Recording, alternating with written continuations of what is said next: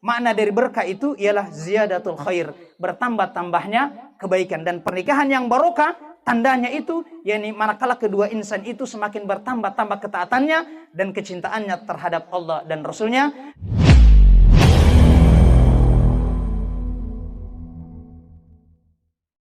Pernikahan ini merupakan ibadah yang sangat luar biasa sekali pahalanya di sisi Allah Subhanahu wa taala. Nah, karena ibadah yang luar biasa di sisi Allah, Allah itu memberikan perhatian yang amat dahsyat, yang amat besar terkait dengan bagaimana seorang lelaki dan seorang wanita itu mengarungi bahtera rumah tangga. Nah, ini kebetulan ceramah saya ini di syuting sama Sakofa TV. Sudah 27.000 subscribe-nya. Salah satunya Allah Subhanahu wa taala berfirman di dalam Quran surah An-Nisa yang tadi Qori bacakan. Allah jelaskan di situ langsung saja, ar-rijalu qawwamuna 'alan nisa, bahwa sesungguhnya seorang lelaki itu dia adalah ar-rijalu qawwamuna 'alan nisa. Dia adalah qawwam. Apa itu qawwam? Ini berbicara masalah kewajiban utama seorang suami sebelum dia berangkat lebih jauh lagi. Bahwa kewajiban utama seorang suami dia itu adalah sebagai qawwam. Apa itu qawwam? Qawwam itu adalah pelindung. Dia adalah pemimpin yang akan mengarahkan rumah tangganya. Makanya dalam pepatah Arab menyebutkan an-nasu 'ala dini mulukihim, sesungguhnya keadaan manusia itu tergantung dari agama pemimpinnya. Kalau pemimpinnya, qawwamnya itu baik agamanya, maka insya Allah yang ada di bawahnya, masyarakatnya itu akan baik agamanya. Makanya dalam rumah tangga pun juga, jika ingin rumah tangga kita itu tumbuh ruh keislaman di dalamnya, maka harus dipastikan dulu qawwamnya itu, pemimpinnya benar-benar seorang qawwam yang soleh. Dan karena oleh para lelaki itu mereka telah menafkahkan sebagian harta mereka, maka itulah kewajiban seorang lelaki bahwa dia adalah sebagai qawwam yang akan mengarahkan keluarganya. Makanya Allah berfirman, ya ayyuhalladzina amanu qu anfusakum wa ahlikum nara. Wahai orang-orang yang beriman, peliharalah diri kalian dan keluarga kalian dari siksaan api neraka. Jadi ini posisi kita sebagai seorang laki-laki yang akan mendidik istri kita, yang akan mengarahkan anak-anak kita, dan keadaan rumah tangga itu baik atau tidak sesungguhnya ditentukan dari qawwamnya. Selanjutnya Allah kemudian menjelaskan bagaimana ciri wanita yang soleha itu. Bahwa wanita-wanita yang soleha, dilanjutkan dalam Quran surah An-Nisa ayat 34, dia adalah seorang wanita yang taat terhadap Allah, dan kemudian cirinya dua. Apa itu? Qanitah. Apa itu qanitah? Yakni qanitah itu adalah seorang wanita yang manakala suaminya menatapnya, melihatnya, maka menyenangkan hati suaminya. Gitu. Menyenangkan hati suaminya. Kalau ada seorang istri yang manakala seorang suami itu dia lihat wajahnya, penampilannya membuat tentram seorang suami, maka itu adalah tanda wanita yang soleha, istri yang soleha. Terbalik kalau ada seorang suami yang lihat istrinya, wah, tambah sesak dadanya, wah itu berarti ada masalah itu. Jadi seorang wanita yang soleha itu hafidhah, yakni qanitah, yaitu seorang wanita yang menyenangkan hati suaminya, membuat suaminya itu semakin ridho.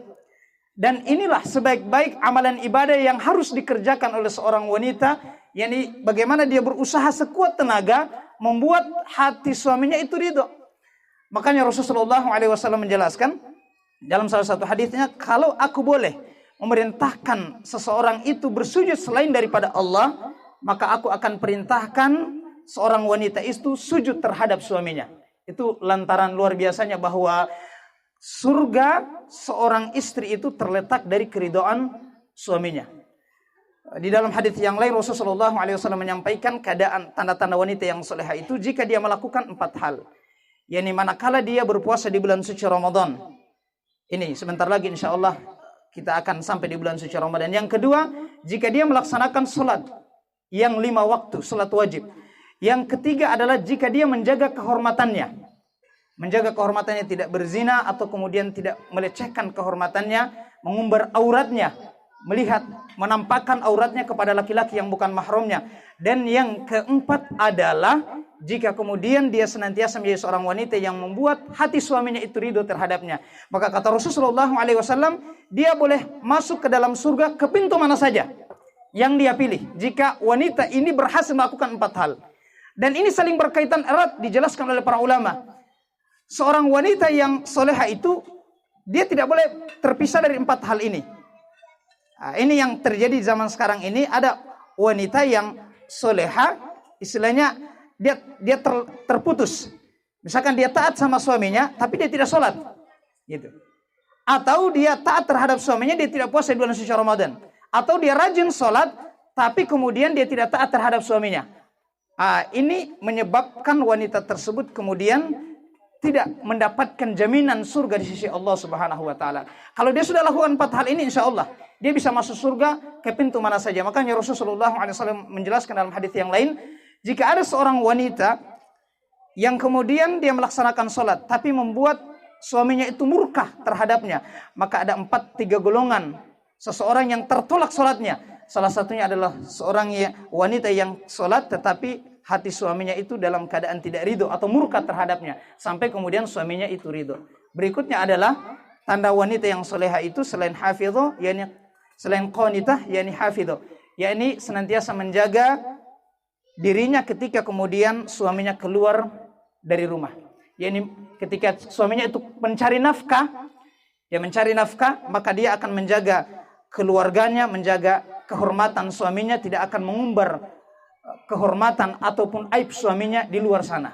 Itu adalah tanda-tanda wanita yang soleh dan soleha. Dan begitu pun juga tanda suami yang soleh, yakni seorang suami yang bisa mendidik istrinya dan juga anak-anaknya. Kemudian Allah lanjutkan dalam Quran surah An-Nisa ayat 34, bahwa sesungguhnya jika terjadi problem, masalah di rumah tangga, biasalah kalau kita jalani kehidupan rumah tangga, wabil khusus kepada orang tua saya kira kita semuanya sudah paling berpengalaman lah, pasti ada masalah.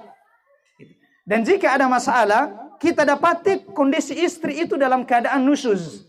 Apa itu nusyuz? Yaitu seorang istri yang tidak mau taat lagi terhadap suaminya. Pokoknya kalau dia bicara menyakiti hati suaminya, maka ada beberapa langkah yang harus dilakukan oleh seorang suami. Yang pertama, dia harus menasehati istrinya itu terus-menerus, mendakwai istrinya, menjelaskan akan hak dan kewajibannya. Dan kalau dia tidak mampan juga dinasehati, maka tahap yang kedua, jika istri itu nusyuz, yakni pisah ranjang. Pisah ranjang, suaminya yang keluar dari kamar, bukan istri yang ditendang dari kamar. Begitu, suaminya keluar dari kamar. Dan kalau itu juga tidak mampan, maka yang ketiga adalah dia di dalam Al-Quran surah An-Nisa ayat 34 itu memukul istrinya. Nah, ini dijelaskan oleh para ulama. Salah satunya adalah di dalam tafsir Ibnu Katsir, beliau mencantumkan penjelasan dari Ibnu Abbas radhiyallahu anhu, bahwa jika ada percekokan suami istri itu, di dalam bahasa Al-Quran surah An-Nisa ayat 34 itu memukul istri, itu adalah ketika seorang suami memukul istrinya menggunakan siwak. Gitu. Tahu siwak yang sikat gigi itu dipukul seperti itu.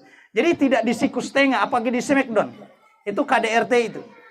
Dan dijelaskan oleh para ulama, Rasulullah SAW itu tidak pernah sama sekali memukul istri-istri beliau.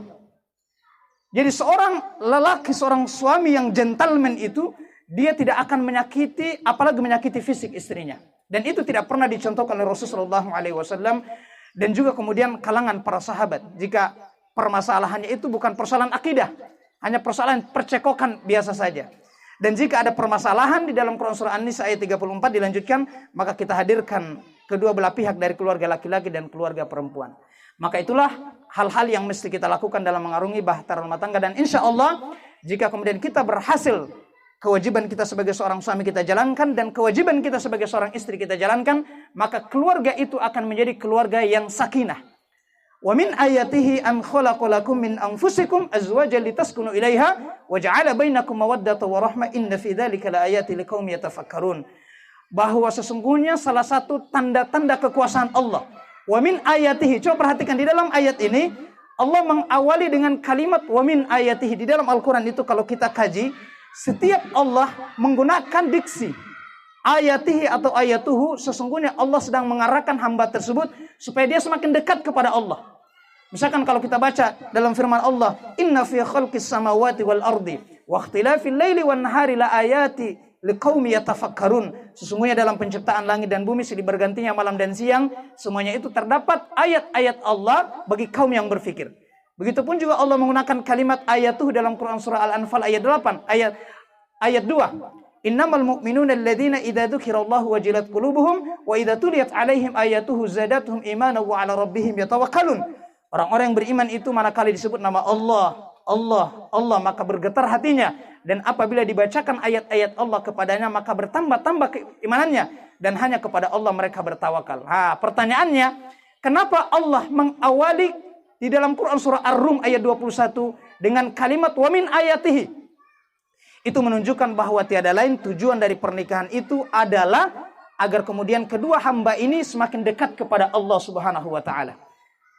Wa min ayatihi an khalaqalakum min anfusikum azwajan litaskunu ilaiha. Allah yang telah menciptakan kita berpasang-pasangan dari jenis kita sendiri, agar kemudian kehidupan kalian itu sakinah. Apa sakinah? Tentram, nyaman. Kita ibadah nyaman. Mungkin kalau kita sholat dulu masa mudanya kita itu tidak terlalu khusyuk, tapi Masya Allah setelah kita menikah, sholat kita dan ibadah kita lebih khusyuk lagi. Sakinah mawaddah itu rasa cinta, dan warahmah itu adalah kasih sayang yang Allah curahkan kepada kita berkat kemudian pernikahan yang kita jalani di tengah-tengah kehidupan kita.